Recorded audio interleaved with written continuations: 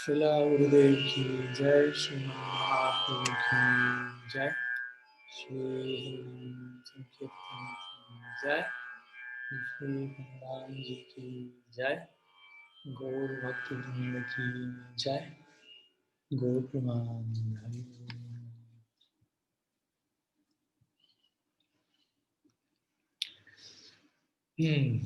Bueno, bienvenidos a todos, buenas tardes. Y continuamos con un nuevo encuentro de preguntas y respuestas. Aquí ya han enviado algunas primeras preguntas vía chat por escrito, por lo que vamos a ir comenzando con ello. Ya hay tres preguntas. Okay. La primera de ellas enviada por Gopinath Acharya Das. 4 preguntas ahora. Okay. Dice así. En lo general decimos o nos dicen, hago lo que siento o hace lo que sientes. Y muchas veces ese sentimiento lo lleva a uno a reacciones desfavorables. Entonces, ¿cuál sería la base correcta del sentimiento? ¿Y qué importancia tiene la guía o el gurú de uno en ese punto? Esa sería la primera pregunta. Entonces, por un lado aquí se plantea que a veces decimos o nos dicen, haz lo que sientas,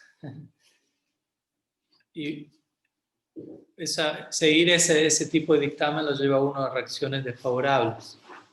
Entonces, ¿cuál sería lo correcto allí? Bueno, no hacer lo que uno siente.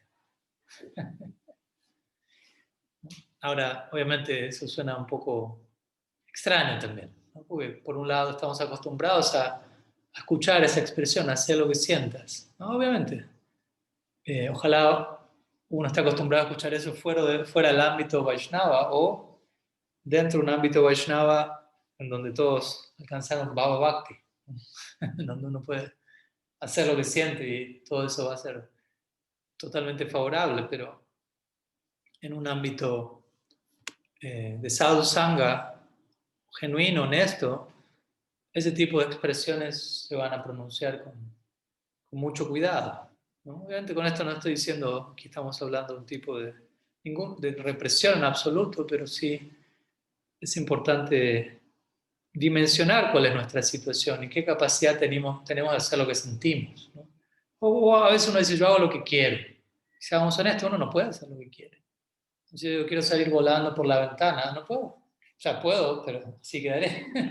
Mucho no voy a volar, ¿no? Vuelo desde la ventana hasta el suelo, no voy para arriba, voy para abajo. Entonces uno puede decir, hago lo que se me antoja, pero estrictamente hablando uno no hace lo que se le antoja. Miles de cosas llegan a nuestra vida que no se nos antojaba, era lo último que hubiésemos deseado y de todas maneras viene.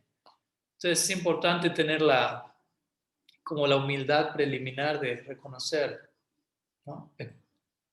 Yo no estoy en pleno control de todo lo que ocurre. Obviamente con esto no le estoy quitando el libre albedrío al alma, pero que el alma tenga libre albedrío no quiere decir que pueda hacer lo que quiere y todo eso va a pasar. Al menos no en la etapa condicional. Las escrituras describen que un alma que alcanza la perfección puede heredar, digámoslo así, ¿no? Ciertas virtudes que están presentes en Krishna. Si la Rupa Goswami describe 64 cualidades de Sri Krishna y describe que no todas las 64 cualidades de Sri Krishna están presentes en la jiva, ¿no? Solamente él describe, si no me falla la memoria, 50 de esas 64 que pueden ser desarrolladas por el alma en cierta medida. Nunca en la misma medida que Krishna tampoco, pero hay ciertas cualidades que ni siquiera pueden ser desarrolladas. Como dando a entender, ¿no? O sea, tengamos cuidado con esta expresión de yo hago lo que quiero o hago lo que siento.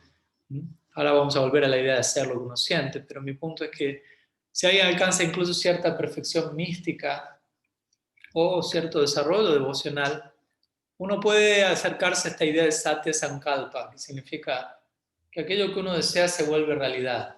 Pero también el punto es, a esa altura uno ya sabe qué desear, uno aprendió a desear lo correcto y por ende eso siempre se vuelve realidad, ¿no? ¿Se entiende el punto? Así es como funciona. En nuestra etapa actual muchos de nuestros deseos no se vuelven realidad, porque muchos de nuestros deseos no forman parte de la realidad, en última instancia. No tienen que ver con la realidad última, y por eso no se vuelven realidad, por eso no pasan, porque no deberían pasar, ¿no? Entonces, pero en la medida que nuestros deseos estén alineados con la realidad, obviamente que eso va a ser lo más deseable que acontezca, y va a acontecer. Todo va a confabular para que ello sea, ¿no? Entonces, y hablamos varias veces de esto, me recuerdo varias charlas que hemos dado sobre el tema de hacer lo que siento, qué hacer con lo que sentimos. Y la pregunta misma ya de alguna manera incluye la respuesta, ¿no? O sea, porque dice, bueno, cuando uno hace lo que uno siente o se deja llevar por aquellos que le dicen eso, muchas veces eso no termina como algo favorable. ¿Por qué? Porque obviamente si no nos encontramos en una plataforma madura de práctica, eso es sinónimo con... Si nuestra mente no está bajo control, vayamos al punto, hasta un punto podemos confiar en lo que sentimos, porque cuando hablamos de sentir algo, todo eso pasa por el filtro de la mente. La mente es el depósito de las emociones, ¿no? Y si nuestra mente no está bajo control, nuestras emociones tampoco lo están. Entonces, ¿hasta qué punto? Y cuando uno habla de lo que siento, generalmente cuando uno dice yo siento esto otro, generalmente estamos hablando de la mente. No estamos hablando del alma espiritual trascendental, en contacto con su fuente, ¿no? O sea, si estamos en esa etapa, ok, eso es otra cosa, pero en general, en el marco de alma condicionada me refiero, y obviamente uno como sadhaka está en un estadio intermedio, ¿no? Uno no es un siddha, no es un ser perfecto, tampoco es un alma condicionada de pies a cabeza, no está en el proceso hacia la perfección, pero aún hay elementos de condicionamiento. Entonces hay algo mixto allí. Entonces podemos confiarnos en lo que sentimos en el marco legal, digámoslo así, de aquello que, del lado iluminado de nuestro ser, pero el lado que todavía no está tan iluminado. No podemos dejarnos llevar por esos dictámenes. Por ejemplo, ¿no? Una emoción es la ira. A veces damos ejemplos. Un rato estábamos hablando con alguien al respecto, ¿no? Que sentía ira y que sentía, dice, no, sentía ganas de, bueno, la ira. Cuando uno siente ira, incluso se siente, uno puede decir, empoderado, ¿no? Me viene a mí una energía que podría acabar con el universo, ¿no? Me siento el señor Shiva al cierre del ciclo cósmico, ¿no? Sí, pero es una energía que, ¿en qué dirección va a ser expresada? Una dirección destructiva, básicamente, no favorable. Es una emoción y la sentimos, ¿no? Cuando uno siente ira, siente ira, ¿no? Generalmente en ese momento no hay mucho que se pueda hacer para... Ya siento la ira y la ira necesita expresarse. ¿Por qué le voy a decir uno? No quiero matar a esa persona, haz lo que sientas. Ok, ¿no? ¿En qué termina eso? Entonces doy un ejemplo porque a veces decimos hacer lo que siento, pero no todo lo que sentimos es favorable, no todo lo que sentimos tiene una base de cordura incluso, ¿no? Entonces, estoy dando un ejemplo extremo, pero a veces ni siquiera hay que ir a un ejemplo extremo. Uno puede tener emociones de tipo humano, pero también en un orden relativo, ¿no? Que no dejan de estar filtradas por diferentes upadis, por diferentes designaciones temporales. Y de vuelta con esto no estamos diciendo que uno se vuelva un robot, donde uno no siente nada porque todo eso es maya y únicamente hasta que no sienta amor por Krishna, ¿no? Obviamente somos seres humanos, seres emocionales, pero también uno tiene que disciplinar su lado emocional, porque si uno no lo disciplina, eso puede no tener filtro, ¿no? Y uno puede estar dando lugar a emociones que no debería, básicamente, ¿no? Y obviamente esto es individual, ¿no? Porque, como decirlo, en el caso de un practicante en cierto nivel, tal persona no debería dar lugar a ciertas emociones materiales y otro practicante en otro nivel todavía necesita darle lugar a eso, ¿no? Porque si no lo haría, no sabe cómo superar eso. Bueno, entonces cada caso es diferente, ¿no? Y ahí viene la segunda parte de la pregunta, que es ¿cuál es la importancia de la guía y el guru en este punto? Y obviamente es algo importante, por empezar porque un guru o la figura referencial del guru, Diksha, Siksha Guru, idealmente es alguien que me está mostrando con su ejemplo cómo manejar ese punto, ¿no? ¿No? Es alguien que realmente está haciendo lo que siente, idealmente. Un guru debería ser alguien que hace lo que siente, pero todo lo que siente ¿no? Tiene que ver con Krishna, tiene que ver con Bhakti, o al menos buena parte, ¿no? Gran parte, la gran mayoría, ¿no? Idealmente todo. Entonces, en ese momento, de vuelta, Bhava Bhakti tiene que ver con eso. Bhava Bhakti tiene que ver con sentir algo. Oye, no quiere decir que ante Bhava Bhakti uno no sienta nada, pero en Bhava Bhakti uno va a sentir, uno se va a dejar llevar por lo que siente. O sea, en todo momento el lado emocional va a ser el que lo lleve a uno, el que guíe los movimientos de uno. En las etapas previas a Bhava Bhakti, que es decir, en las etapas iniciales, uno hasta un punto puede dejar que la emocionalidad lo lleve a uno para aquí o para allá, porque como digo, en un comienzo eso lo que siento es más una lista de deseos provenientes de la mente muchas veces, ¿no? Quiero esto, siento esto, deseo esto, y todo se vuelve un sentimiento, por decirlo así, un apego. Y de ahí se necesita también un filtro del intelecto para poder discernir, ¿no? Hasta qué punto, en qué va a terminar esto, ¿no? La función del intelecto básicamente en estos casos es determinar la consecuencia de cada uno de mis actos, ¿no? Por un lado la mente dice quiero esto, siento esto, lo que fuera, como quieran decirlo, y el intelecto va a decir, pero ¿en qué va a terminar eso? ¿No? Y ahí es donde yo elijo con cuál de las dos voces me quedo, ¿no? Anulo el discernimiento y solamente me dejo llevar por lo que siento, o recurro al intelecto para vislumbrar, ¿no? Para extender el acto y vislumbrar en qué desemboca eso. Y si me doy cuenta eso no va a desembocar en algo favorable, y aún así lo hago, bueno, ¿no? Eso ya habla de que necesitamos fortalecer nuestro intelecto, por decirlo así, ¿no? Y obviamente la figura del guru y la guía tiene que ver con eso. El guru o los gurus existen en nuestra vida en gran parte para personificar el intelecto o el discernimiento que quizás en parte no tenemos todavía, ¿no? En este caso funciona mucho de esa manera. Son como entes reguladores en el marco de nuestra irregularidad todavía, ¿no? Es decir, en un comienzo el sadhaka puede no tener demasiado control sobre el oleaje mental que lo lleva para aquí, que lo lleva para allí. Algo que lo protege en ese marco justamente es voluntariamente, en el buen sentido de la palabra, someterse afectuosamente a la guía, ¿no? Del guru, a la guía, ¿no? De alguien,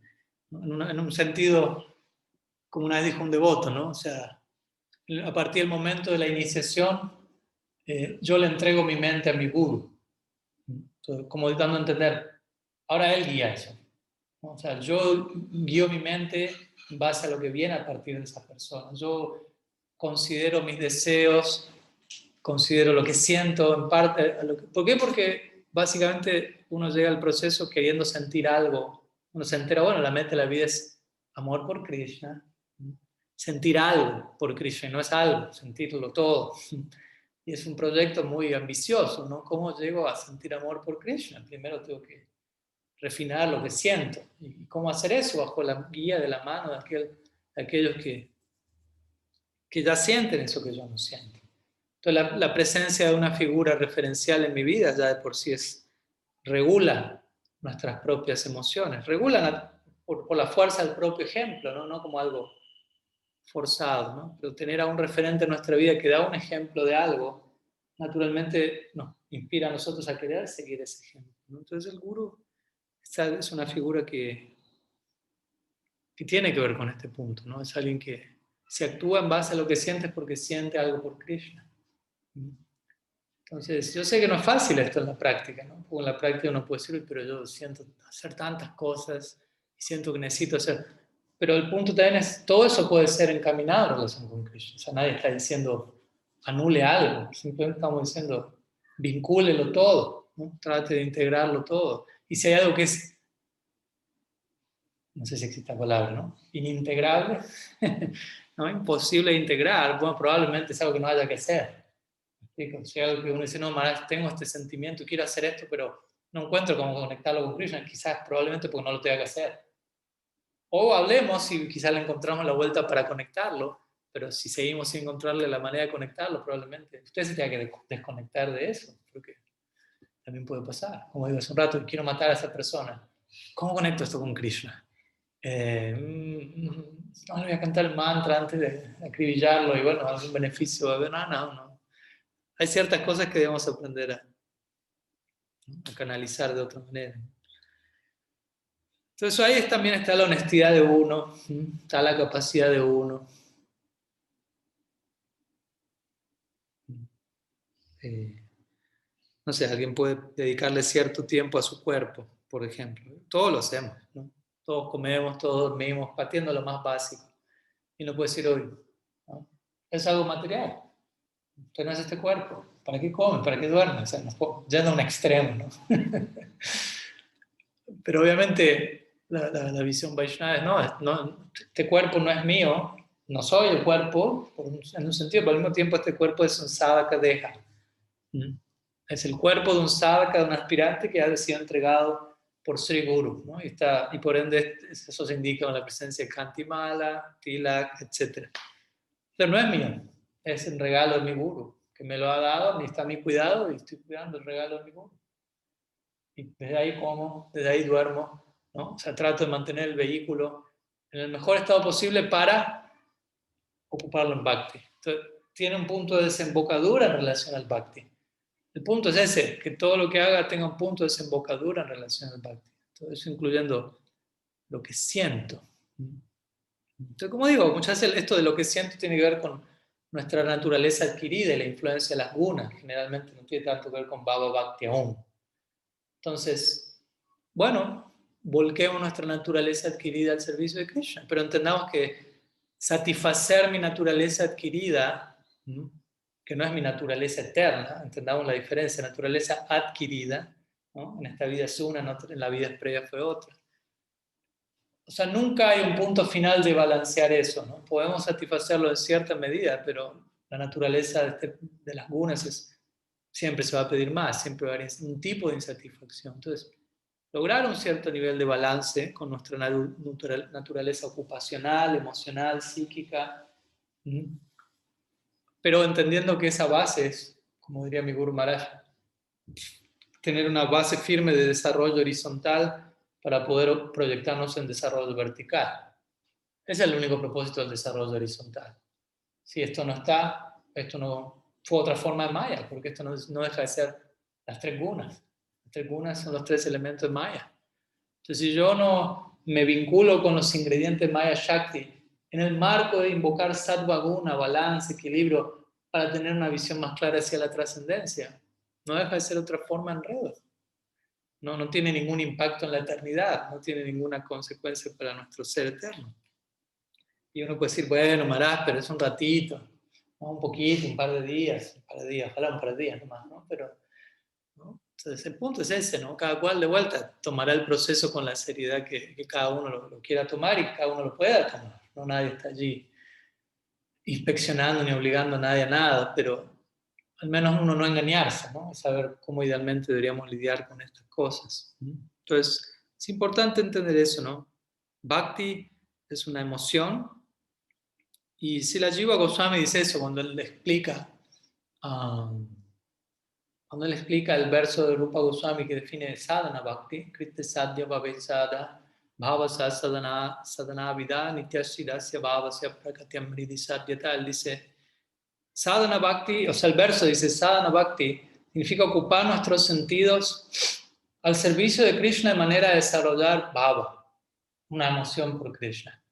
Entonces, traten de entender, nosotros estamos ocupados en sadhana bhakti, no en bhava bhakti. Uno no se ocupa en bhava bhakti, bhava bhakti lo ocupa uno, ¿no? Cuando uno tiene bhava bhakti, ya está, o sea, no hay que pensar, ¿cómo ocupo mis sentidos? ¿No? Bhava bhakti, ¿no? Ya hay una emoción extática que lo arrastra a uno a hacer lo que sea con emoción extática. Entonces, sadhana bhakti es, ocupo cada uno de mis sentidos en conexión a Krishna. Trato de pensar y calcular en el buen sentido de la palabra la mejor manera, porque todavía no tengo bhava, todavía no hay un flujo espontáneo que me arrastra incontrolablemente hacia Krishna. Quizás hay otro flujo que me arrastra por otro lado, entonces necesito, ¿no?, enfocar mi mente y mis sentidos y esforzarme, ¿no? Entonces sadhana bhakti tiene que ver con ese trabajo, ¿no? Y gradualmente el fruto de eso es bhava bhakti, ¿no? Y Jiva Goswami comenta, sadhana bhakti es algo así como la etapa preliminar del bhakti, ¿no? De hecho, aunque sea la más larga para muchos, dice es la etapa preliminar, como diciendo, bhakti propiamente dicho es bhava bhakti, ¿no? Emoción, porque bhakti es una emoción. Al comienzo del bhakti a veces no hay tanta emoción devocional. A veces uno siente más emoción, ya, no entra en detalles, ¿no? Pero escuchando tal canción o viendo tal película. Porque es más fácil, es entendible. Uno por millones de vidas sin inicio está acostumbrado a que todo el caudal emocional tiene que ver con las tres gunas. Entonces es fácil sentir algo en esa dirección. Es más fácil ver una peli o escuchar un bolero. Ay, sentí algo, ¿no? Que, ¿no? Adentrarme en el Bhagavatam, en el canto de Japa y sentir algo ahí. Uno se da cuenta y no me sale aquí. ¿Qué pasa? Pues claro, todavía uno no está a la altura de sentir algo más allá de las gunas. Igual es entendible, no es una neurosis para nadie. Pero es importante entender dónde uno está y por qué pasa lo que pasa y por qué no pasa lo que no pasa. Entonces yo, Swami dice, así como cuando uno va a hacer un yajna, un sacrificio, tiene que comprar ghee, madera, elementos para el sacrificio, y uno puede decir, bueno, salir va al mercado a comprar todo eso, y me dice, todavía eso no empezó el sacrificio. El sacrificio es cuando el fuego se empieza. Pero dice, pero eso es parte del sacrificio. Es como una etapa preliminar de juntar ingredientes que sin eso no hay sacrificio. Entonces eso es parte del sacrificio, aunque es como una antesala al yajna. Entonces de la misma manera dice, sadhana bhakti es como esa etapa preliminar, como esa antesala, donde se van poniendo las cosas en su lugar, se van ocupando los sentidos. Y cuando hablamos de Bhava Bhakti, ¿no? Ahí empezó propiamente el sacrificio, pero todo lo otro es parte también, ¿no? No por desmerecerlo, ¿no? Es parte, es necesaria, parte necesaria para que el fuego se encienda, ¿no? El fuego de Bhava. Bhava es como un fuego, una pasión, una emoción que todo lo consume. En esa etapa hago lo que siento y todo funciona, ¿no? Uno puede estudiar la vida de los grandes santos y ellos hacían lo que sentían. Krishna mismo les iba dictando, ¿no? Como Madhavendra Puri, ¿no? Gopal mismo revelándose en un sueño, ¿no? Tengo calor, tráeme en pasta madera de sándalo, Jagannath Puri, ¿no? Y él está en la otra punta y se fue caminando diciendo, Madre, dice, pero ¿por qué está haciendo esto? En un punto él no está haciendo lo que él siente, no está haciendo lo que Gopal siente o Gopal necesita. Entonces es el punto, ¿no? Los sentimientos de un devoto puro no empiezan y terminan en él, sino que incluyen al objeto del afecto de uno. Y ahí es donde los sentimientos se vuelven de confianza, ¿no? Generalmente cuando nosotros sentimos algo que parte en mí, termina en mí y no abarca nada ni nadie más que a mí, ahí es donde uno debería confiar mucho de eso. No es algo muy abarcativo, es algo como bastante estrecho, ¿no? Entonces uno es un buen filtro. Siento esto. A ver, incluye a Krishna, incluye a Guru, incluye a Vaishnava, incluye a alguien más. Y uno dice, no, solo me incluye a mí. Si solo me incluye a mí, estrictamente hablando, ni siquiera me incluye a mí. Porque lo que nosotros somos, propiamente dicho, somos una unidad conectada con nuestra fuente. Entonces, si yo me veo a mí mismo sin mi fuente, eso no soy yo ni siquiera. O sea, en un punto no incluye a nadie. Por eso es que seguir ese tipo de sentimientos termina como termina. Porque básicamente era algo que no era algo muy amplio, muy generoso. Entonces, por eso el rol del guru, la figura del sadhu en nuestra vida viene a regular todo eso. No es un lugar natural. Si nosotros somos estudiantes, discípulos sinceros, tenemos que estar como observando, ¿no? Un estudiante sincero es alguien que está atento, observando la conducta del sadhu, ¿no? No es alguien que se le pasa por alto cómo el sadhu se maneja en su vida, ¿no? Porque eso también puede pasar.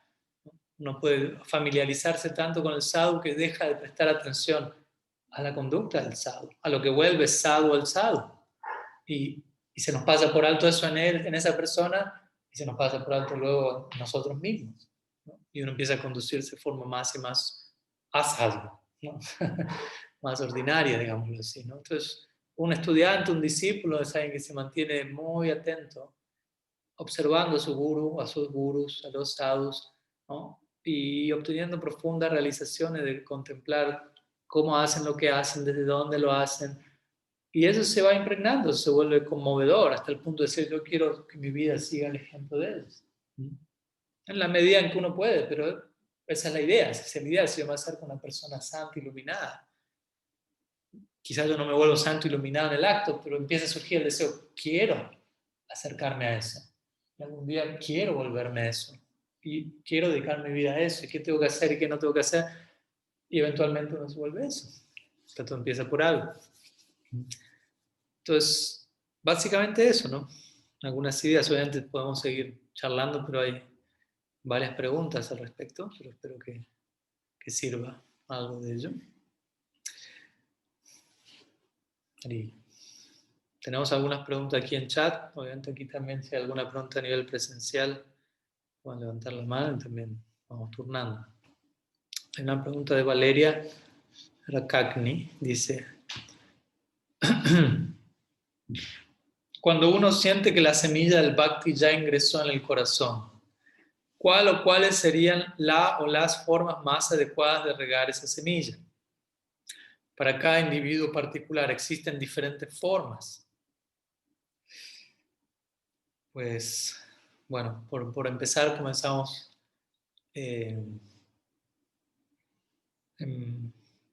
como confirmando la analogía que acaba de dar Valeria, que es importante entender que es la semilla del Bhakti, que ya ingresó en el corazón, ¿no? Porque muchas veces se considera que esa semilla está en el corazón de manera incrustada por siempre, ¿no? Básicamente. Y no es así, ¿no? El Bhakti no es inherente y por eso, de hecho, el Chaitanya Charitamrita mismo da ese ejemplo, ¿no? Exactamente, el ejemplo de la semilla y cómo esa semilla es entregada, ¿no? Que dice ese verso, Brahmanda Brahmite Kona, Bhagavan Jiva, Guru Krishna Prasade Pai, Bhakti Latavich. Este verso menciona que el alma condicionada viene viajando, vagando por incontables nacimientos por los universos materiales y se vuelve sumamente afortunada cuando recibe por la gracia de Krishna y del Guru la semilla de la enredadera de la devoción, Bhakti Latavich, Pai Bhakti Latavich. Pai quiere decir recibe. Entonces, obviamente si yo recibo una semilla, quiere decir que no la tenía, si no tiene lógica alguna, ¿no? Recibo la semilla, no, ya la tenía, pero la recibo, aunque no la tenía y la recibí. Entonces este es uno de tantos versos que comprueban cómo el Bhakti no es inherente, sino es algo que es recibido, ¿no? Y más que nosotros ya tener la semilla, porque es una analogía, ¿no? A veces uno, pues sino cada corazón ya tiene una semilla de un Bhakti en particular y entra en contacto con Sadhu Sangha y Sadhu Sangha es como la lluvia que riega la semilla y la semilla que ya estaba sale a la luz. Pero es una analogía, ¿no? El punto es que una analogía es una analogía. La analogía no es Siddhanta, no prueba nada de manera conclusiva. Uno puede usar la misma analogía para dar el ejemplo opuesto, ¿no? Entonces, para la hora de establecer la Siddhanta, no alcanza a considerar una analogía que encaje con mi punto, porque de vuelta es una analogía, ya. No, más bien también podría decir, bueno, el corazón es como la tierra y la semilla llega de parte del Sadhu Sangha. Porque incluso si uno dice, yo tengo una semilla inherente de, no sé, de Vishnu Bhakti y necesito la lluvia de Sadhu Sangha para que salga la semilla, pero el tema es que todos los Sadhu Sangha no son los mismos. ¿Me explico? Hay Ram Bhakti Sadhu Sangha, ¿no? Vishnu Bhakti Sadhu Sangha, Madhurya Arati Sangha. Entonces la analogía habla de una semilla y que la lluvia, sí, la lluvia en este mundo es toda la misma, la que le cae a la semilla. Pero en la analogía que algunos dan es, yo ya tengo la semilla y solo necesito la lluvia, pero cada lluvia es distinta, ¿no? La lluvia de Ram Bhakti, de Vishnu Bhakti, entonces la analogía tampoco es perfecta en ese caso. Pero bueno, esa no es la pregunta, ese fue nomás el ejemplo introductorio, pero siempre que pueda aprovecho el momento para machacar esta idea que es importante tenerla en claro. Entonces uno recibe Bhakti, porque Bhakti es la esencia del Swarup Shakti, y la Jiva no es Swarup Shakti, la Jiva es Tatastha Shakti, no Jiva Shakti. Aunque puede combinarse con Swarup Shakti, sigue siendo Tatastha Shakti, pero pueden beberse del Swarup Shakti y alcanzar su máximo potencial. Entonces, cuando esa semilla ya ingresó, la mejor manera de regar la semilla, Mahaprabhu da ese ejemplo en Chaitanya Charitamrita, ¿no? Da el ejemplo, analogía, otra vez muy, muy certera, de un jardinero.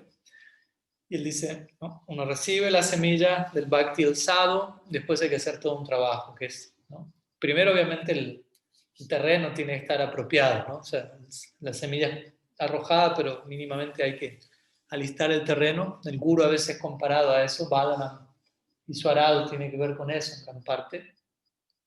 Por un lado tenemos a Balaram con el arado y a Krishna con la flauta. A Krishna con la flauta hay un juego de palabras, ¿no? Que a veces hace que es Karshana y Akarshana. Akarshana significa atraer. Pero Krishna con la flauta tiene que ver con esa idea, ¿no? Krishna toca la flauta y nadie puede. El que la escucha no puede resistirse. Ahora, el que todavía no la escucha significa que primero tiene que pasar por el arado de Balaram. Eso tiene que ver con Karshana. Karshana quiere decir arar, básicamente, ¿no? Alistar el terreno, ¿no? Y el guru, Balaram es considerado Adi Guru, ¿no? Como la representación original del principio del maestro espiritual. Entonces, el maestro espiritual es comparado a Balaram en el sentido que con el arado que hacemos se prepara la tierra para lo que viene, pues. Entonces, preparar la tierra significa limpiar el terreno, quitar impureza. Mahaprabhu da ese ejemplo, retirar las malas hierbas, upasakas. Él dice, ¿no? Algunas malas hierbas pueden incluso crecer junto con la enredadera devocional y esas hierbas son idénticas a la de la enredadera devocional. Tienen la misma forma por fuera, pero no son la enredadera devocional. Y si uno las riega, están tomando agua que debería ir a la enredadera devocional. Entonces, con esto se refiere, por ejemplo, a lo que Vishwanath Chakravarti Thakur llamaría Tarangarangini, que tiene que ver con, en el marco del Bhakti surgen beneficios para un practicante, ¿no? Hay conocimiento que llega, puede haber eventualmente seguidores, poder, posición, dinero, varias cosas. Como un resultado de uno haber hecho las cosas bien en el Bhakti, a veces esas cosas pueden venir. Ahora el punto es, ¿qué hace uno con eso? ¿Uno sigue haciendo las cosas bien o uno empieza a portarse mal una vez que llega a eso? Si uno empieza a quedar distraído por eso, aunque eso viene en el marco del Bhakti y uno no se está relacionando bien con eso, eso deja de ser Bhakti para uno y empieza a ser causa en red, aunque parece Bhakti, porque vino como resultado. Entonces, en ese sentido, Mahaprabhu dice, cuidado con esas malas hierbas, que en lugar de desenraizarlas, las sigas regando. Y por fuera parece, no, estás aceptando posición, riqueza, fama, con el marco del Bhakti, pero hay que tener cierto, también obviamente, adicar, no tiene que saber hasta dónde, como quien diría, le entra el zapato a uno en ese sentido. Y bueno, luego la semilla plantada y el trabajo de desenraizamiento, mala hierba está siendo hecho. La manera de regar, como aquí se pregunta, esa semilla es Shravan, Kirtan. Nitya Siddha Krishna Prem Sadhya Kavunai Shravan Adi Sudachikti Karayodai. Entonces, Shravan Adi significa etcétera en bengalí. Entonces, Shravan Adi significa Shravan, Kirtan, Shmaran. Estos son los angas centrales del Bhakti. Esa es la mejor manera de uno regar la semilla que ha sido recibida, ¿no?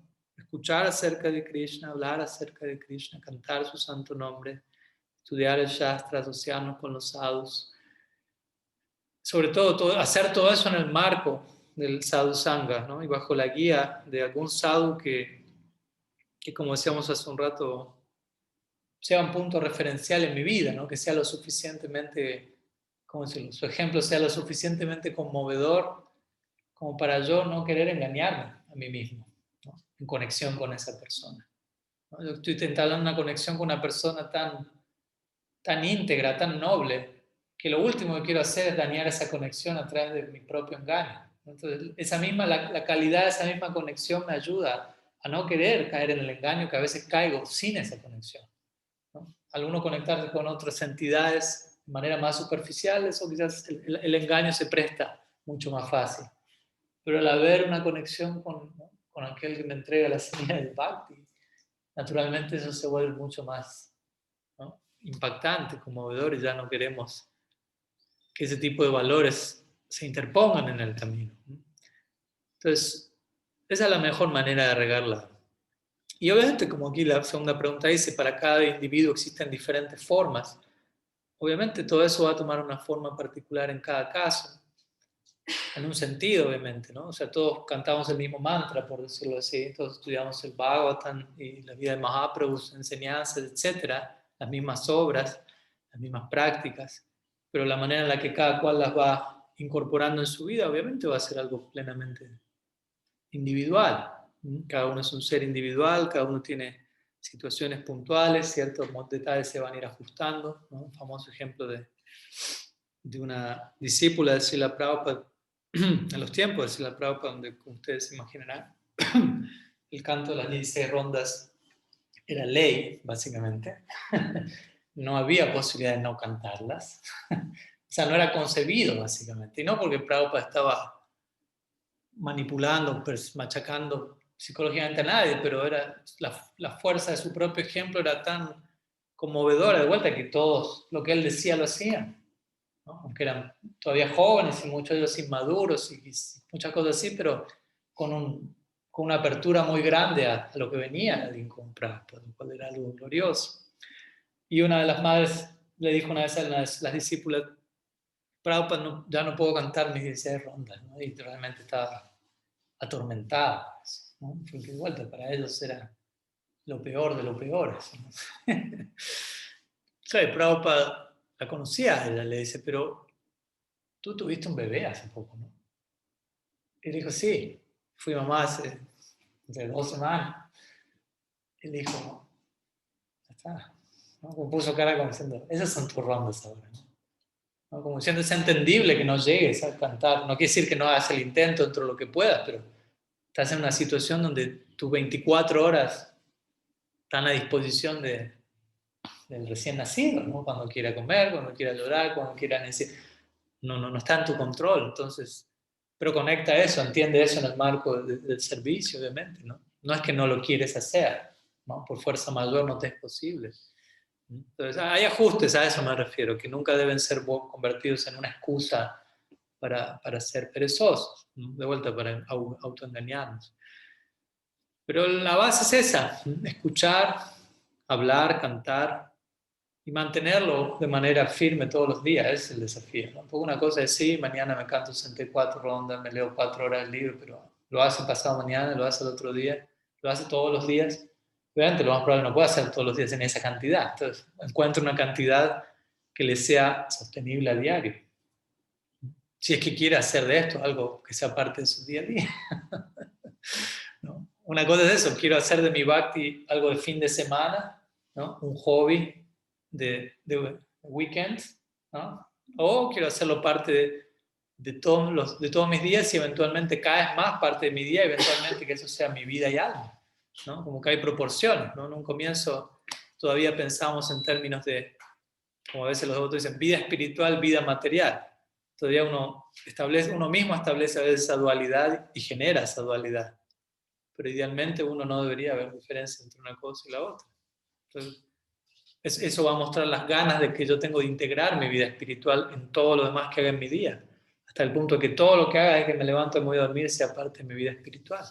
Pero de vuelta, no como una neurosis ni nada obligatorio, sino como una conclusión natural en donde siento, está el potencial de que eso sea así, de que desde que me levanto y me voy a dormir, que todo se dé bajo el amparo del Bhakti, del Swarup Shakti. Al menos esa es la proyección. Y para llegar a eso, de vuelta, establecer un estándar sostenible en el día a día, que sea realista con la capacidad de uno, y mantenerse asociado con personas que estén más allá de mis capacidades, por decirlo así. Entonces, eso no me va a permitir dormirme en los laureles. Yo puedo tener mi capacidad y trato de mantener lo que está en mi capacidad, pero si estoy cerca de aquellos que tienen más capacidad, eso gradualmente me va a dar a mí mismo más capacidad de ocuparme en Bhakti, más entusiasmo, más inspiración. Entonces, sadhusanga es fundamental, ¿no? Sadhusanga encierra todo lo otro, pues en verdadero sadhusanga va a haber Sravan, va a haber Kirtan, va a haber Siva, va a haber Archan, va a haber todo esto. Entonces, tratar de mantenerse en eso, ¿no? Y mantenerlo, como digo, no ser una estrella fugaz. Eso es fácil, eso es fácil. Agarrar el oleaje de entusiasmo inicial y nadie me puede parar, pero hay que darle sustentabilidad a todo eso, ¿no? Día tras día, semanas, años, décadas, y por la eternidad. O sea, supuestamente esto es un viaje de ida, ¿no? Les aviso por las dudas si no les habían contado, ¿no? Entonces, la idea es que dejamos el ticket de regreso en el zapatero o algo así, ¿no? No es que estamos, ¿no?, con un ojo por allá, un ojo por acá. La idea es que entendimos. No hay ticket de regreso. O sea, si quiero un regreso, ¿a dónde es el regreso? ¿No? ¿Y a dónde termina ese regreso? Es algo, debería ser una convicción profunda que llega a mí. O sea, aparte de una proyección espiritual hacia lo eterno, ¿qué otra cosa hay? O sea, debería ser algo que nos tiene que dar muy en claro a nosotros mismos. Yo debo estar convencido de eso, ¿no? Y para eso debo estar cerca de personas que me transmitan eso de manera natural, obvia. Bien, sigamos. ¿Allá hay preguntas? No. ¿Aquí hay preguntas? Por ahora no. Ok, entonces seguimos aquí. Aquí hay preguntas. Tenemos una pregunta de Martín. Dice así. Tengo una consulta que está relacionada con las enseñanzas del texto número 2 del Upadishamrita. ¿Cómo es aconsejable actuar si nos encontramos en un círculo familiar que nos lleva a estar en jnana sangha? Y nos encontramos en etapas iniciales de nuestra práctica? Muchas gracias. Bueno, obviamente para darle más contexto a la pregunta vamos a invocar el verso al cual Martín aquí se refiere, sobre el cual está basada su pregunta. Es el segundo verso del Upadishamrita, en el cual Srila Rupa Goswami describe 6 cosas que podemos hacer si queremos arruinar nuestro bhakti, ¿no? Si quiere arruinar su bhakti, le tengo la fórmula. Obviamente la idea es que le digan que no, pero indirectamente él nos va a decir qué hay que hacer, hablándonos de que no hay que hacer, ¿no? En el verso número 3 él va a decir qué hay que hacer, ¿no? Son 3 versos, los 3 primeros versos, los 4 primeros versos, perdón, del Upadishamrita describen diferentes tips de esa manera, ¿no? De a 6, ¿no? Bacho vigam manasa kroda vigam jiva vigam udarupasta vigam, ¿no? Es el primer verso. 6 impulsos a controlar. Segundo verso, atyahara prayasas cha prayalpo niyama graha jana sangas chalaulim cha sadvid bhaktir vinashyati. 6 cosas, ahora volvemos ahí, a evitar en el sendero devocional. Tercer verso, Utsaha nishayat dairat tat karma pravartanat sangat yagot satabrite sadvid bhaktir prashidati. 6 cosas a aceptar para tener éxito en el sendero. Todas 6, ¿no? Y el cuarto verso, dadati prati grinati uhyamakyati prichati bhakti bhujayate chaiva sadvidam priti lakshanam, ¿no? 6 intercambios de amor entre los devotos. Todas 6. Tenían su lado numerológico los Goswami también. Entonces, estos 4 primeros versos del Upadishamrita son muy importantes. De hecho, Srila Bhaktivinoda Thakur le escribe un comentario a estos 4 versos, no a todo el Upadishamrita, sino a estos 4 versos nomás, no porque el resto de la obra no sea comentable, pero remarcando la importancia de estos 4 primeros versos, ¿no? El comentario se llama, ¿cómo se llama el comentario de Bhaktivinoda Thakur del Upadishamrita? Entonces, aquí presentes deberían saberlo. Bhakti Alok.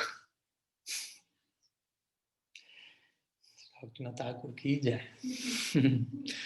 Entonces, en el segundo verso, volviendo a la pregunta de Martín, Srila Rupa Goswami habla de 6 cosas a evitar para, ¿no?, alcanzar el éxito en el bhakti. Entonces dice, atyahara prayasas cha prayal punyam jana sangas cha laulem cha. Entonces, las menciono breve y enfocamos la pregunta. Atyahara, acumular más de lo requerido. Prayasas cha, esforzarme más de la cuenta por haber acumulado más de lo requerido. Prayalpa, hablar más de lo requerido. Básicamente hablar cosas innecesarias, ¿no? Y no debemos pasar rápido estas cosas. Yo las estoy pasando rápido porque voy al punto, pero cada punto uno tendría que realmente detenerse y decir, ¿qué tanto estoy siguiendo esto? Aquí Rupa Goswami me está diciendo, eso va a afectar tu bhakti. Entonces, en la medida que yo me cuide eso, muestra qué tanto quiero cuidar mi bhakti. En la medida que sigue incurriendo en ello, está mostrando, no me interesa un tanto cuidar mi bhakti. Prayalpo niyama graha. Niyama graha tiene doble significado. Básicamente es seguir reglas y regulaciones solo por seguirlas sin entender su propósito. O rechazar toda regla y regulación y trabajar, ocuparse de forma independiente, caprichosa. Bueno, hago lo que siento. Volviendo a la primera pregunta. Es niyama graha. Y jana sangas cha laulyam cha. Laulyam significa codiciar logros o situaciones mundanas fuera un marco trascendente, y Jnana Sangha.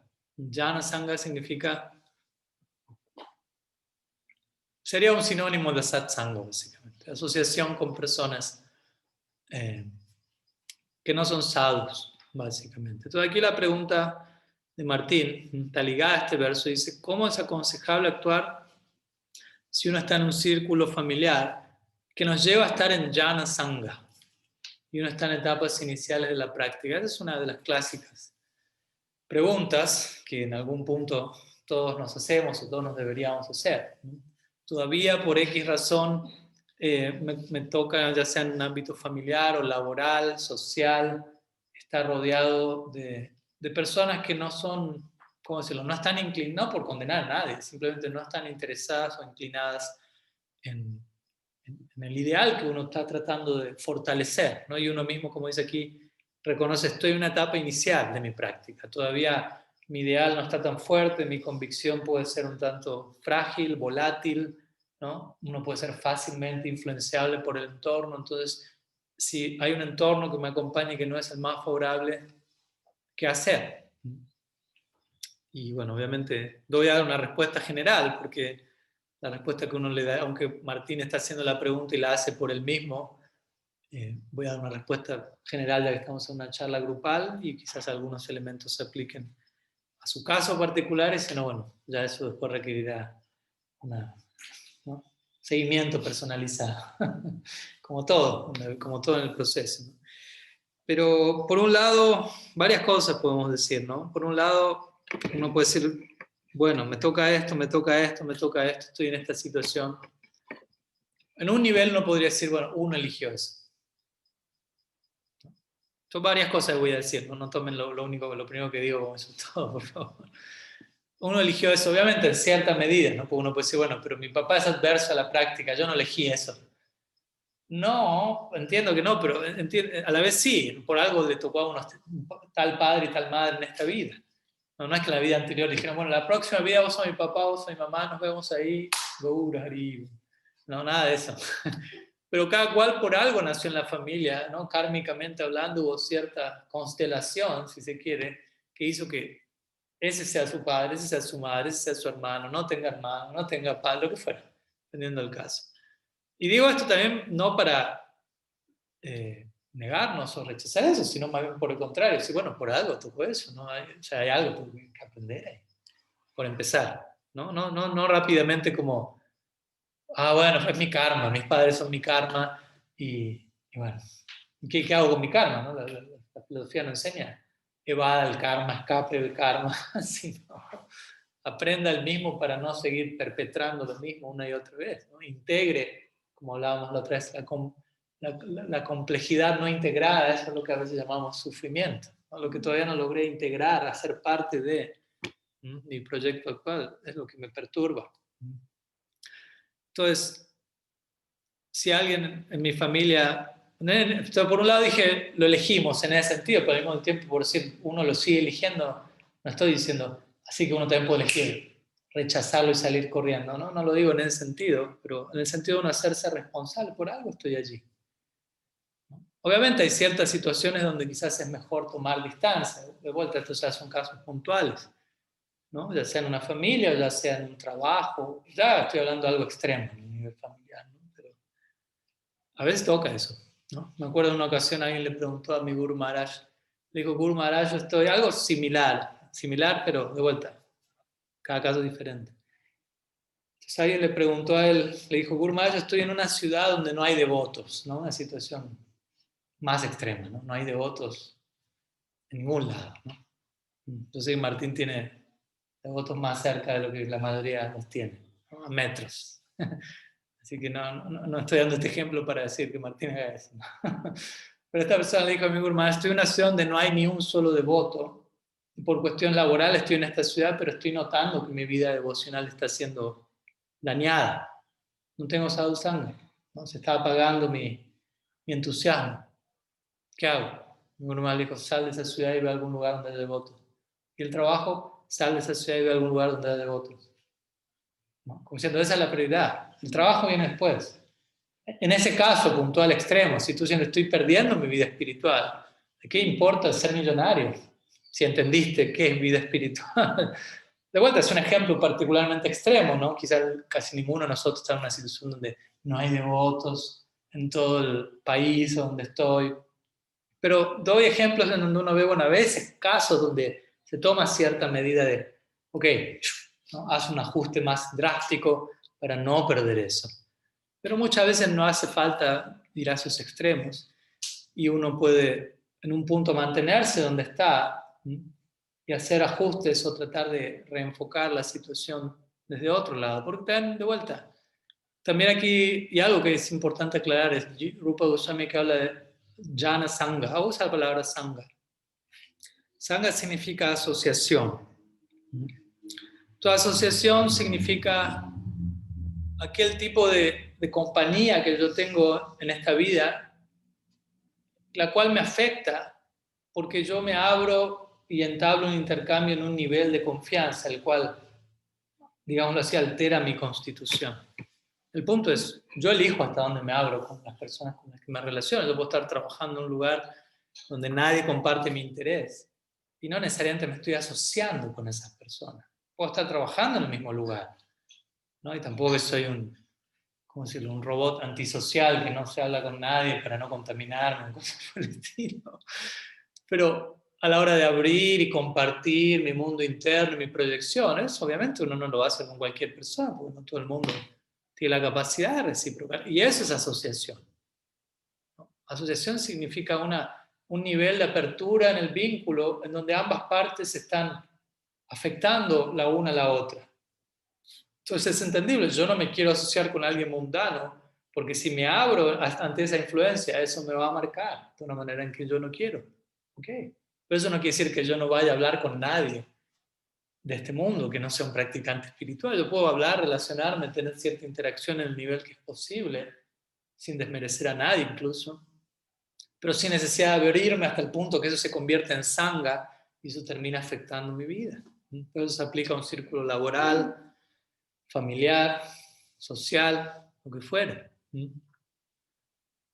Y como digo, también en cierta medida uno es el que escogió, o si no escogió, sigue escogiendo ciertas cosas, ¿no? Y uno eventualmente puede tomar otras decisiones, pero obviamente todas estas decisiones, sea la que fuere, uno las tiene que tomar de manera madura y no precipitada, ¿no? Porque muchas veces en el nombre de trascender algo, uno quizás también está más evadiendo algo y escapando de algo que no terminó de resolver, y eso lo persigue a uno donde quiera que uno vaya. Uno puede decir, no, no, yo me salgo de mi familia porque ellos me están, ¿no? O sea, ¿cómo decirlo?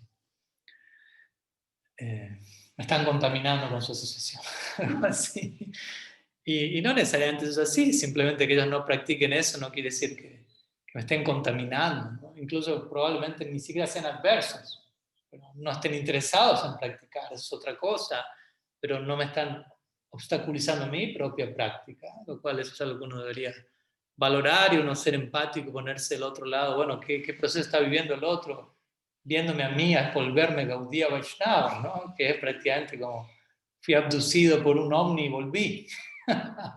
En el buen sentido, pero como es visto por el otro lado. Uy, ¿qué te pasó? ¿No? ¿Qué hiciste ahí? Te cortaste el pelo y ese collarcito ahí y esto que estás haciendo y estás ahí en la mano. Es como demasiado de un solo golpe para muchas veces la familia de uno. Entonces uno también tiene que ser empático y dar un buen ejemplo de los ideales que uno está recibiendo a esas otras personas, ¿no? Para que la otra persona... yo siento que a mí me funcionó mucho eso, me acuerdo, ¿no? Cuando yo conocí todo esto y me acuerdo mi madre, en un comienzo se preocupó porque de vuelta, ¿no? Era algo nuevo, sigue siendo algo nuevo, ¿no? ¿No? Y seguramente mi madre está conectada en la clase, así que estoy diciendo todo con sumo cuidado, pero sumo cuidado en el sentido de ser objetivo y dar el testimonio correcto, sino ella tiene mejor memoria que yo iba a dar los datos históricos correctos, pero básicamente me recuerdo que ella se vio naturalmente preocupada, ¿dónde está mi hijo?, etcétera. Y lo que naturalmente me vino a mí fue en un momento decirle, bueno, pero ¿cómo me ves a mí? ¿Me ves bien? ¿Me ves mejor? Yo me siento mejor. ¿vos cómo me ves? Y me dijo, sí, yo te veo mejor, te veo más contento, más tranquilo. Y yo le dije, bueno, entonces, eso es, eso es lo que está pasando, por decirlo así. ¿No? Todo lo otro es un detalle, pero eso es lo que está pasando. Y vos lo ves. Claro, con esto estoy diciendo, yo también traté de darle ese ejemplo a ella, ¿no? Si ella lo pudo ver es porque yo traté de, y no me quiero poner de ejemplo, ¿no? Obviamente uno se ha equivocado y por momentos se ha pasado en querer dar un ejemplo también. Pero el punto es que uno trata de dar un buen ejemplo de lo que está recibiendo y uno trata de ser compasivo, más que decir, el otro es mala asociación, me voy con la buena asociación, también decir, ¿cómo yo les puedo dar buena asociación? Hasta el punto que ellos se puedan volver buena asociación para mí también. ¿No? Esa es básicamente la motivación de un predicador. El predicador sale a buscar buena asociación.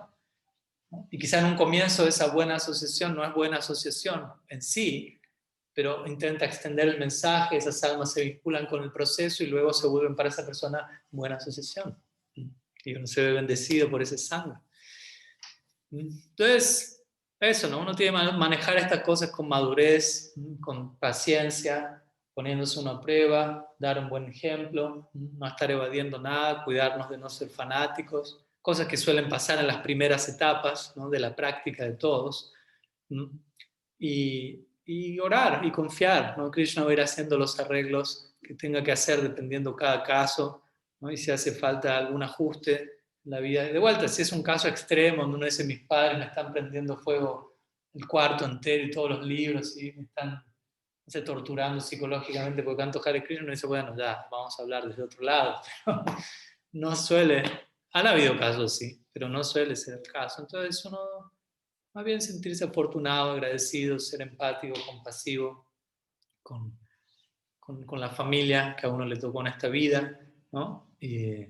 Y la mejor manera de ser empático y compasivo es extender lo que está llegando a la vida de uno de la manera más clara, más amigable posible. Tener fe de que en el camino todo lo demás se va a ir acomodando, no es que el bhakti de uno está en peligro porque mis padres no se hicieron devotos todavía y yo sigo viviendo con ellos, una cosa así, ¿no? ¿No? El bhakti es sumamente poderoso y la honestidad de uno es sumamente poderosa. Entonces, si uno honestamente quiere seguir practicando y uno tiene buena asociación, todo lo demás es un detalle, sinceramente. Un detalle que se va acomodando con el tiempo. A veces no se acomoda todo en el día uno y eso es parte de vivir el proceso, de atravesar esas cosas aún no acomodadas y que se vayan acomodando, ¿no? Y muchas realizaciones van llegando ahí.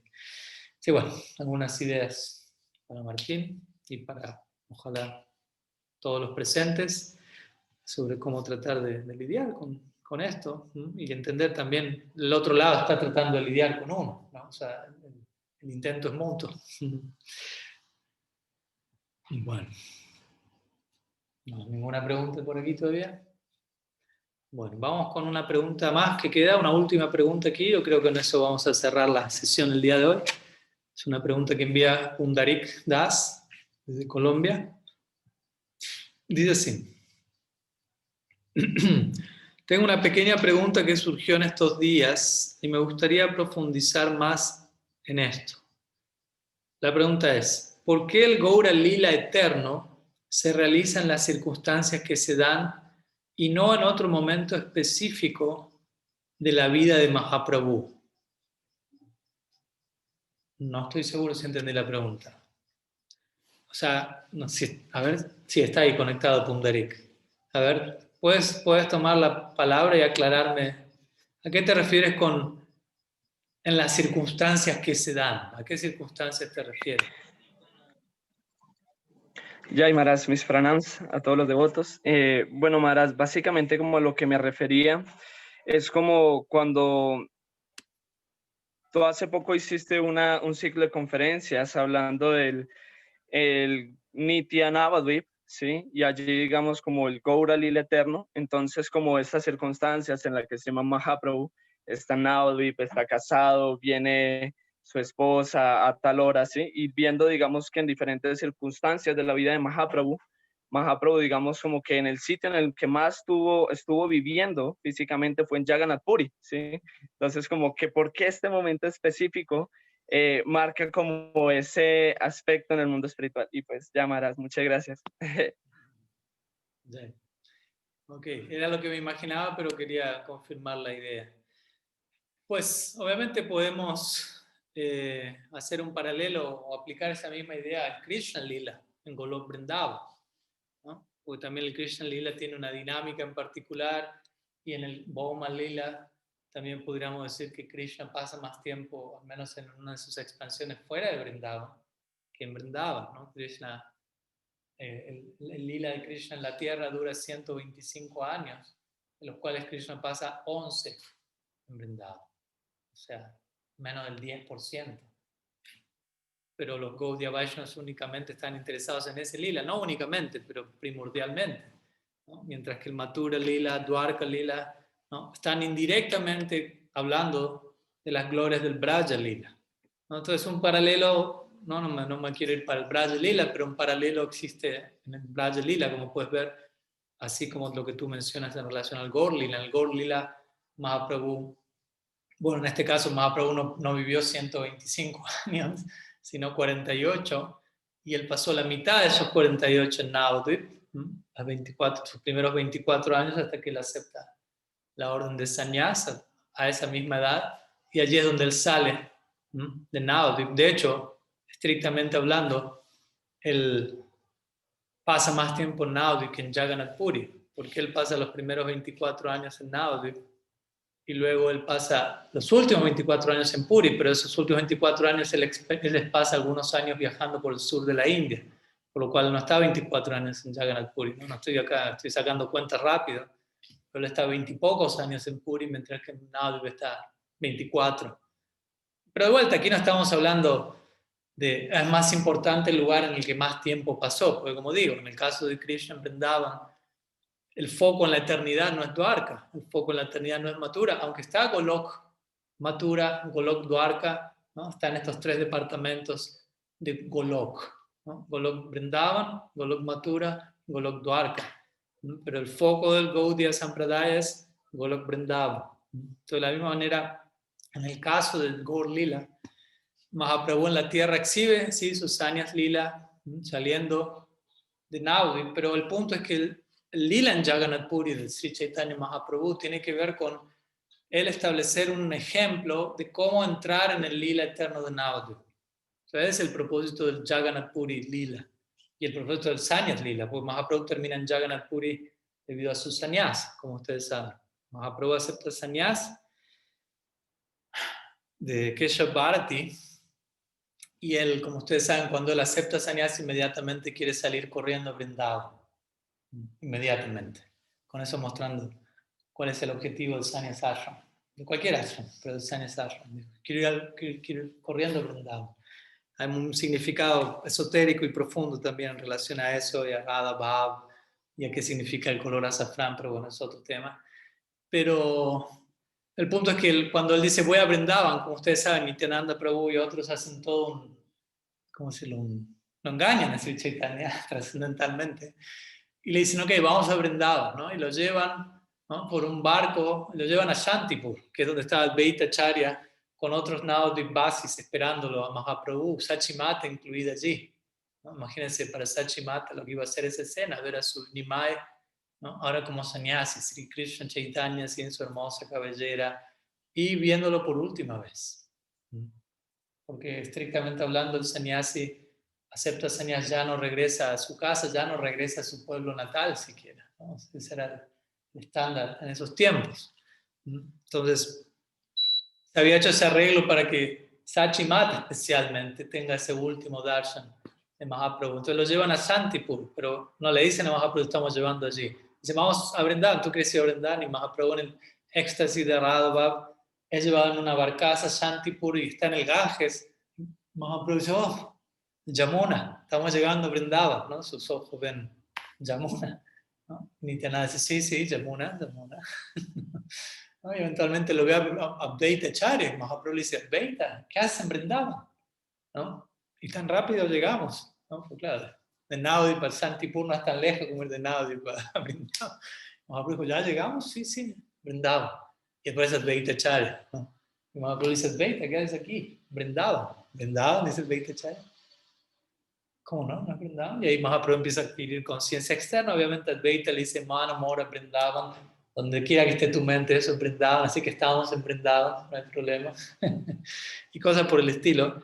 Y el punto es que allí Mahaprabhu se reencuentra con sus asociados como sannyas. Muchos de ellos no lo habían visto como sannyas y todos comienzan a derramar lágrimas, ¿no? Especialmente Sachi Mata, viendo a su hijo sannyasi, 24 años, recién casado. ¿No? Uno tiene que tratar de dimensionar el impacto de este en el lila. Y bueno, el punto es que en un momento Mahaprabhu cae a los pies de Sachi Mata y le dice Ma, ¿no? Ma se dice en español, pero Ma se dice también en bengala. Ma. En un momento de locura hice esto, ¿no? En lo que sí, acepté la orden de Sanyas. No sé qué acabo de hacer. Así que si tú me dices, dejo todo esto atrás y vuelvo a Navla, vuelvo a casa. Pero Sachi dice no. No, porque, o sea, aunque ella querría eso, parte del lila, tratamos de entrar en el drama del lila. Dice, aunque yo quisiera eso, Vishnupriya está en el hogar, como ustedes saben, ahí cantando, comiendo un grano de arroz por cada nombre que va cantando, etc. Ella ni siquiera puede ver a Mahaprabhu ahí. Y ella le dice, pero tú has aceptado sannyas. Socialmente, si alguien acepta sannyas y lo rechaza, eso no va, tú no vas a quedar bien parado, eso te va a afectar tu reputación y tú tienes toda una misión, básicamente, aquí por llevar adelante. Entonces, prefiero cargar yo con el dolor en separación de tu persona, ya nunca más volver a verte, pero que, ¿no?, tu fama se mantenga impecable, ¿no? Krishna en su Acharya Lila, el que enseña con el ejemplo. ¿No? Pero por un momento Mahaprabhu le dijo a su madre, ¿no?, yo vuelvo a casa, ¿no? Pero Sachi medio que le dijo, te van a ver como un nene de mamá, ¿no? Aceptó sannyas y volvió a la casa de su mamá, ¿no? Eso no. La cultura védica de esos tiempos no iba a ser apreciada. Entonces, Mahaprabhu dijo, pero ¿cómo podemos hacer, ¿no?, para no perder de alguna manera? Ya no nos vamos a poder ver, ya no voy a volver a nada. Entonces ahí es donde Sachi Mata ideó esta idea, le dijo, puedes establecerte en Jagannath Puri. Esa fue la idea de Sachi Mata. Dijo, establecete en Jagannath Puri. Dice, Jagannath Puri no es Navadvip, no es Bengal, es Orissa, es otro distrito, pero tampoco es tan lejos. Ella dio el ejemplo, es como otra habitación en la misma casa, dando a entender, siempre hay flujo de devotos yendo de Bengal a Orissa. Entonces siempre me van a llegar noticias de ti. No siempre va a haber, recordemos, ¿no? No había WhatsApp. No se olviden, por la duda, lo claro. ¿No? Todo eso era a punta de mensajes, mensajeros que iban, venían, viajaban. Entonces eso me va a mantener con vida en separación de ti.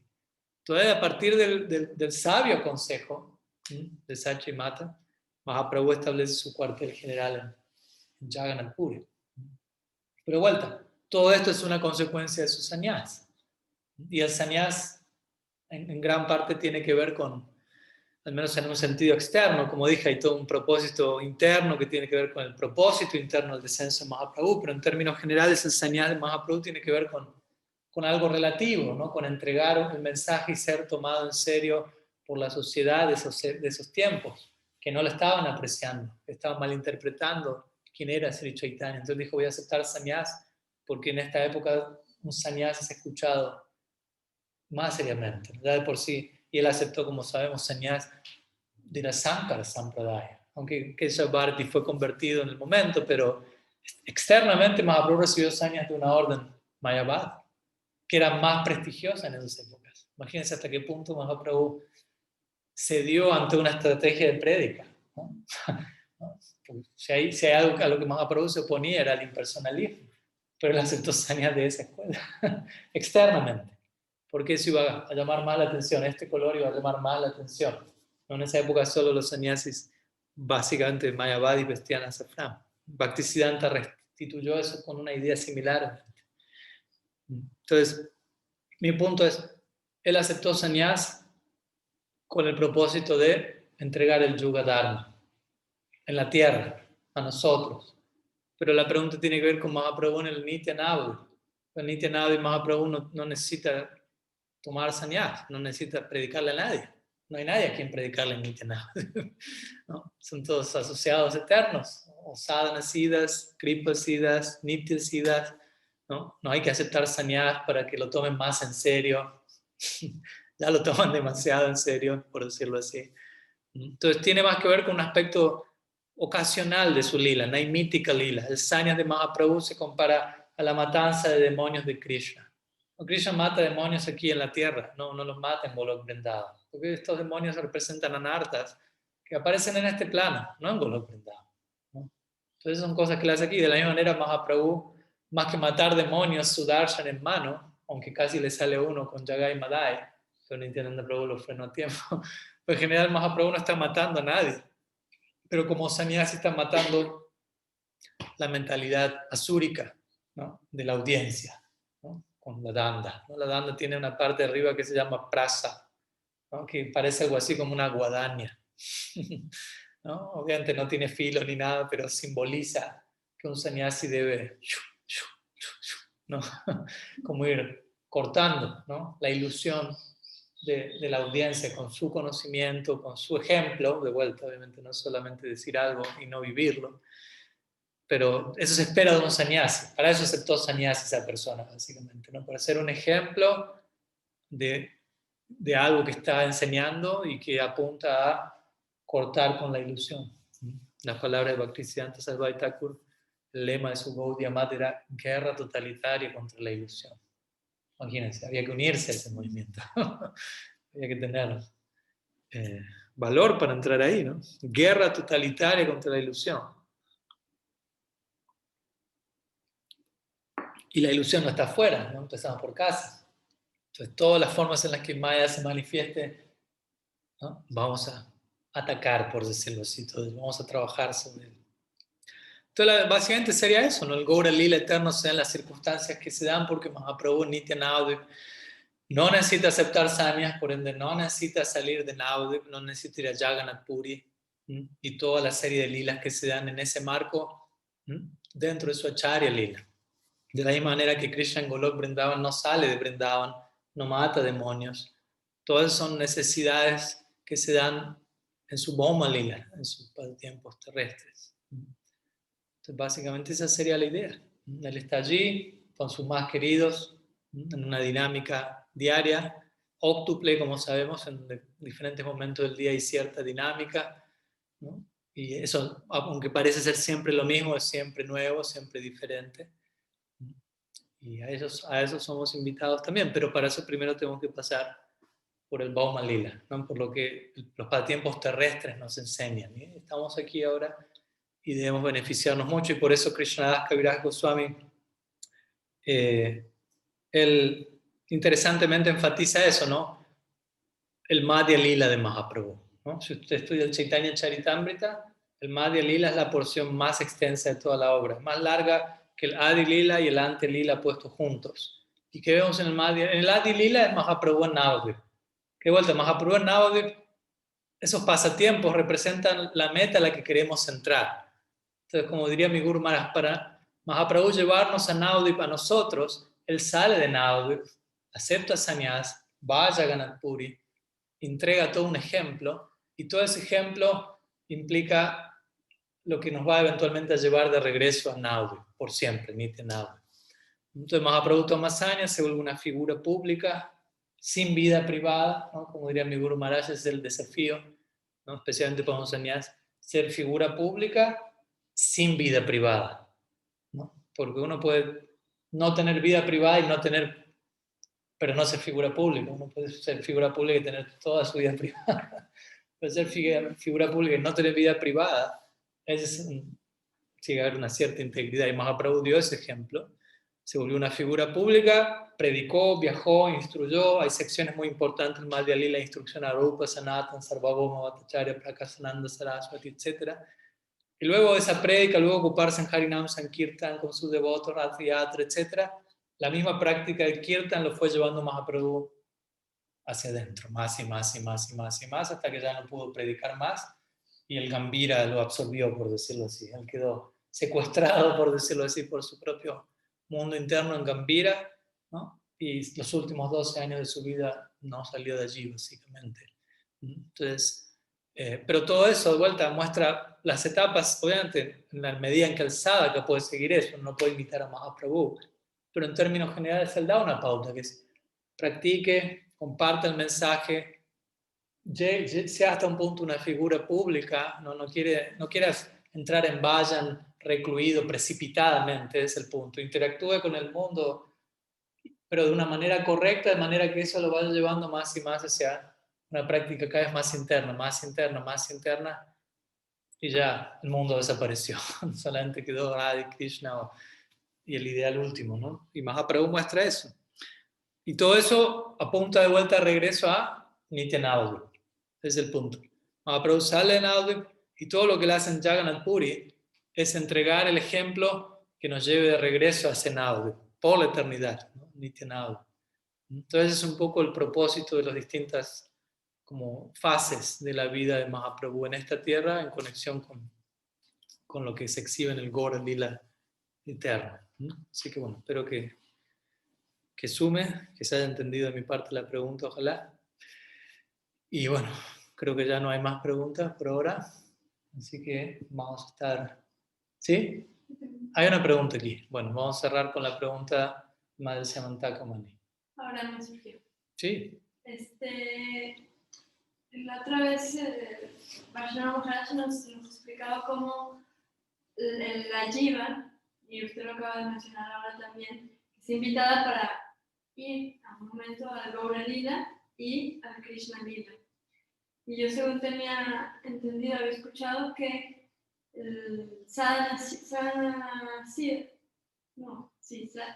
cuando el alma ya alcanzó prema, antes de ir al Krishna Lila eterno, pasa primero por el Bhauma Lila. ¿Sí? Y ahora me surgió la duda si pasa lo mismo en el Gaura Lila. Sí, entiendo. Es una pregunta clásica. La voy a repetir porque no sé si se llegó a escuchar aquí. Es una pregunta justamente se hizo el otro día, ¿no? En Córdoba, en la clase una de las clases de Raga Varma Chandrika. Así que eso demostró que no estuvo en la clase de la madre. No hay problema, pues la referenciamos ahí. Pero la pregunta básicamente es lo que se nos explica, y las escrituras escriben que para uno alcanzar Golok Vrindavan, por ejemplo, antes de manifestarse en ese Golok Vrindavan, ni siquiera digo de nacer allí, porque nadie nace en Golok Vrindavan, ¿no? Sino que uno se manifiesta allí eternamente. Primero uno tiene que nacer sin nacer, ¿no? Eso establece Vishwanath Chakravarti Thakur en el Raga Varma Chandrika y también los Goswamis aquí y allá. En el Bhauma Lila, ¿no? En los pasatiempos terrenales o terrestres que Krishna está ejecutando en el Vrindavan de algún planeta Tierra, de algún universo. Siempre está aconteciendo el Krishna Lila en la Tierra, en algún planeta Tierra, algún universo. Aquí aconteció 5.000 años atrás y acontece una vez por día del Brahma. O sea que si esperamos hasta el próximo, va a pasar un buen rato. Pero si un alma, Vishwanath plantea esa pregunta, si un alma en esta vida, en este planeta Tierra alcanza Prem, ¿qué tiene que esperar? ¿Al próximo casi día del Brahma para volver a encontrar? No, va a ir a aquel planeta Tierra en donde se esté dando el Krishna Lila y en la asociación de los asociados eternos de Krishna que están en ese Lila, uno se va a empapar de Bhakti Samskaras, de impresiones devocionales para seguir desarrollando el Prem que uno había alcanzado. Uno en esta vida, uno puede desarrollar Prem máximo, o sea, lo cual es bastante.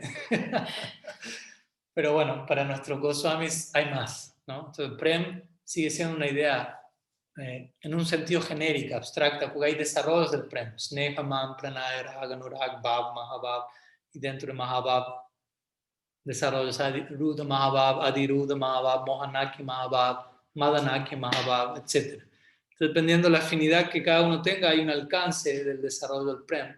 Pero ese desarrollo del Prem no se puede dar en este cuerpo, en la tierra. Se dice que las emociones son demasiado intensas para poderlas soportar.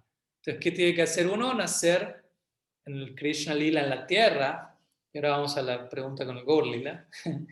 Pero explico esto porque en un sentido se aplica. Y uno va a nacer en el vientre de una gopi. Y desde el día 1 uno va a estar recibiendo la asociación de asociados eternos de Krishna. Imagínense qué base que uno tiene. Desde el vientre ya está rodeado de Nitya-siddhas, ¿no? Entonces, esa jiva que ya está obviamente en el camino a Golok Vrindavan, tiene ese último nacimiento antes de entrar en Golok Vrindavan y desarrolla el Prem en la medida que hace falta. Entonces, la pregunta es, así como está establecido esto en relación al Krishna Lila y Vrindavan, se aplica lo mismo al Gaur Lila que decir al respecto. Pues en realidad no ha sido una propuesta que se ha desarrollado en nuestra sampradaya, no es algo que está escrito por alguno de los Goswamis o Vishwanath Chakravarti Thakur, quien es alguien que suele como extender bastante las ideas de los Goswamis en nuevas dimensiones. Él tampoco habló él habló del Nitya Navadvip, pero él no habló de nacer en un Gaur Lila, porque también se dice que el Gaur Lila está aconteciendo en algún planeta Tierra siempre, en todo momento. Pero tampoco se está diciendo que eso no puede pasar, ¿no? Básicamente la idea, yo diría, es que no se enfatiza mucho eso, ¿no? de que hay que nacer en el Gaur Lila aquí, en alguna planeta Tierra antes de ir al Nitya Navadvip, porque en un sentido uno está participando en Gaur Lila ahora. Claro, quizá uno diga, no siento del todo eso. Pero estrictamente hablando, lo que estamos viendo es una extensión del Gaur Lila. Mahaprabhu descendió hace un poco más de 500 años y a través del Parampara, esa ola del Gaur Lila está llegando. Nosotros estamos, ¿cómo decirlo?, participando como sadhakas, ¿no? Y el Gaur Lila es un lila de sadhakas, perfectos, ¿no? Pero son sadhakas, son practicantes. Rupa Goswami, Sanatana Goswami, son devotos, están practicando, obviamente practicando de la mejor forma posible, pero es un lila en donde todos los miembros del lila, del Gaur Lila, son devotos. Mahaprabhu mismo, Dios como devoto, todos son devotos. Entonces nosotros ahora somos devotos, en una medida o en otra. Entonces ya somos parte de ese lila en donde todos son devotos. Entonces la idea es, en la medida que participamos más profundamente en el Gaur Lila, vamos a darnos cuenta, estamos en el Gaur Lila, ¿no? Y en ese sentido no va a hacer falta nacer en el Gaur Lila, porque uno ya va a estar como despierto a todo lo que implica el Gaur Lila.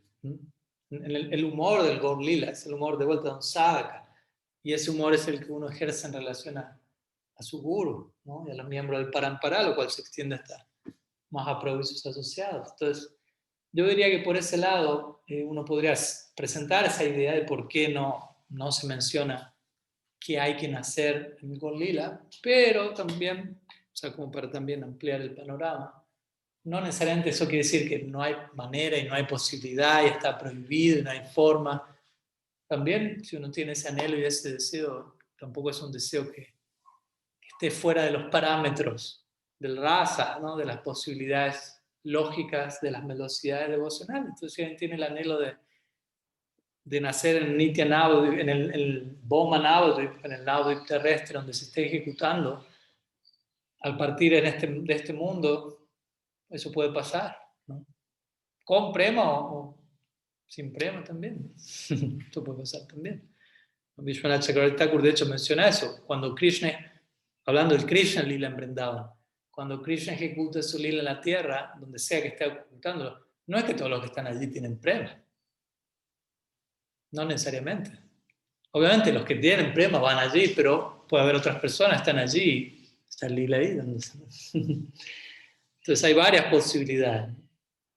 Y mi Guru Maharaj en una ocasión mencionó esa idea. Bueno, si alguien tiene mucho deseo o si alguien alcanza prem, digámoslo, en esta vida y van a hacer en el Boma Lila en Vrindavan y tiene un anhelo muy fuerte de tener esa aparición paralela en el Gaur Lila, se puede pasar, ¿no? Obviamente no traten de pensar cómo voy a hacer para nacer en dos lugares al mismo tiempo. O sea, ya tenemos suficiente con lidiar con este caso ahora. Pero esas cosas van más allá de nuestra cabeza, porque de hecho incluso no dice, Krishna siempre está ejecutando su lila en la tierra en algún lugar. ¿Qué significa eso? Que Krishna siempre está en algún planeta Tierra con sus asociados. Ahora, ¿qué quiere decir? Que Krishna ya no está en Golok Vrindavan y quedó vacío Golok Vrindavan. Hay un cartel que dice, nos fuimos al planeta Tierra, ¿volvemos cuándo? Si siempre está en algún planeta Tierra. Entonces, ¿qué quiere decir? Siempre están allá y siempre están allá, acá. ¿No? Y en paralelo Gaur Lila, acá y allá.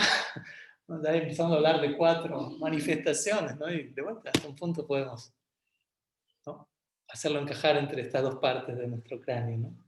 Pero esa es la proyección, ¿no? Por el momento tenemos que aprender a lidiar con con una sola identidad con la que estamos trabajando. Pero eso después va tomando otras formas.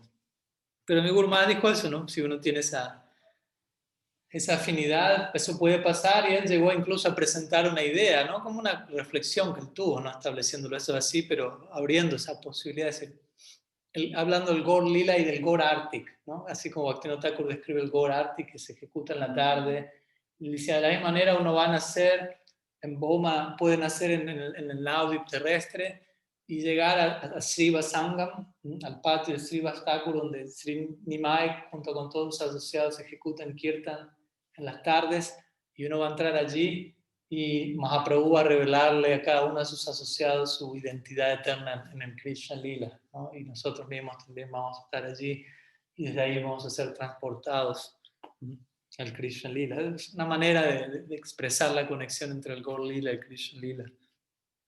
Que de vuelta, recordemos, ¿no? Cuando hablamos de ser transportados, no tiene que ver un viaje geográfico, ¿no? De kilómetros, de distancia física. Estamos hablando en términos de estados de conciencia. Pero bueno, básicamente esa sería la respuesta, ¿no? No hay algo oficialmente mencionado, ciertas razones por las cuales no se mencionan, pero también cierta posibilidad de que eso pueda ocurrir y cómo es que eso ocurre también. Pero yo diría por mientras sí concentrarnos en participar en el Gaur Lila de la mejor manera. Ahora, en el Gaur Lila que ya llegó, ¿no? Porque no puedo ni siquiera pensar en otro Gaur Lila si todavía no abracé apropiadamente el que ya está golpeando mi puerta, ¿no? Entonces, en la medida que haga eso, todo lo otro se irá resolviendo, respondiendo. Así que bueno, así es. Muchas gracias y bueno, vamos a dejar por aquí, ahora sí. Muchísimas gracias a todos. Shri Gurudev ki jai, Shriman Mahaprabhu ki jai, Shri Hariram Sankirtan ki jai, Shri Kanuram ji ki jai, Gaur Bhakta Vrinda ki jai, Gaur Premananda Haribo. Kalpatarubhyascha kripa sindhubhyeva cha patitanam pavanebhyo vaishnavebhyo namo namaha ananta koti vaishnava vrinda ki jai Gaura Haribu. Muchas gracias a todos por su participación. Nos vemos muy pronto.